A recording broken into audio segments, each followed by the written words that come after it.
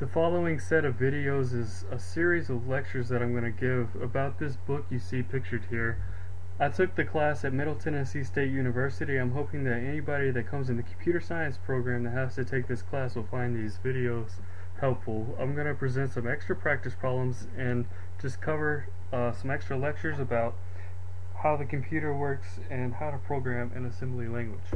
If at any point in this video series you feel so compelled, you can watch the videos at twice the speed by clicking down here, let me get the right cursor.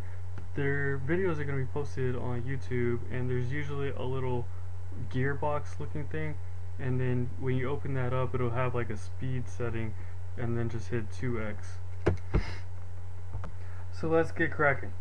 In your computer you have two really essential components. The first one is the CPU, and that's when you open up the computer, I'm sure a lot of you have, it has all the pins on it made of gold or gold plated, and this is what you have some signal from, say, the keyboard or another accessory goes in and gets processed and then gets transmitted back out.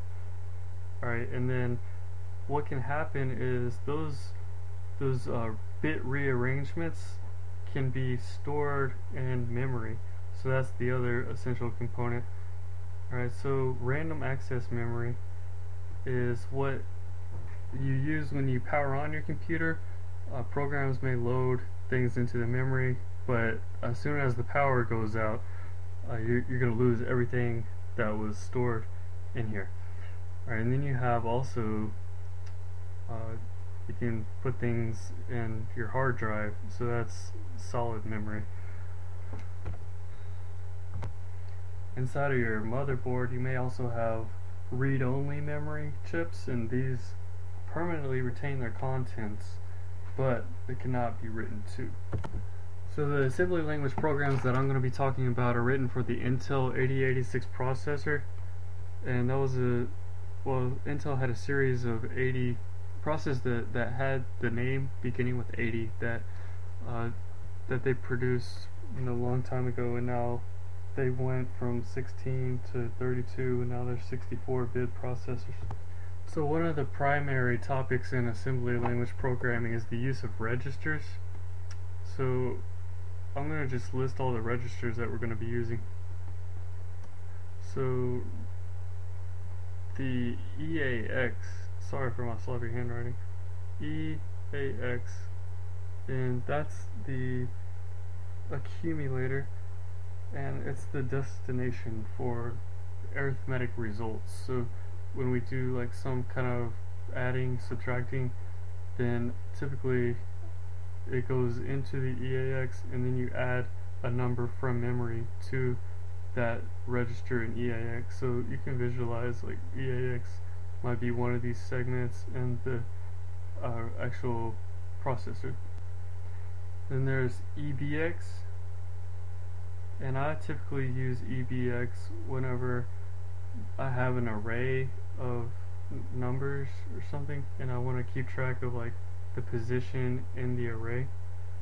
See, the array would be something that is in memory, in this random access memory, and each one of these little blocks in memory has its own identifier or its own number.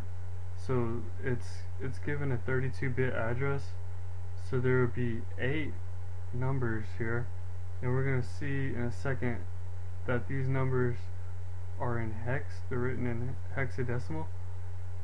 So what that means is that it can be a number or a letter. Like say I could have like A, F, 1, 2, 3, 4, B, C, and that's a hexadecimal address, 32 bits long, but I'll talk more about that in the next few videos. So EBX and the ECX is typically the counting register, so ECX, and then you have EDX,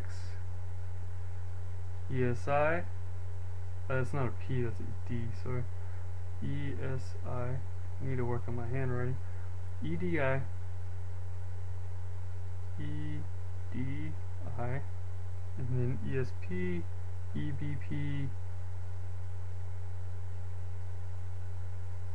Alright, and you have the flags register.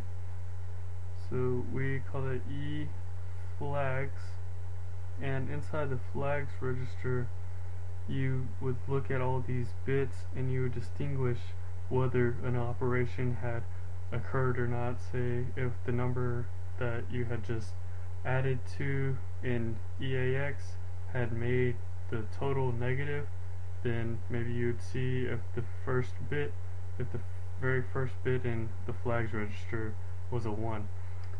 So all that's coming up, and then there's EIP, and I believe there's 16 of these registers, so I don't have them all listed here, but these are the essential ones that you're going to be using. So in the next video I'm going to start talking a little bit about the mathematics behind this assembly language, and then we'll get to some programming very soon.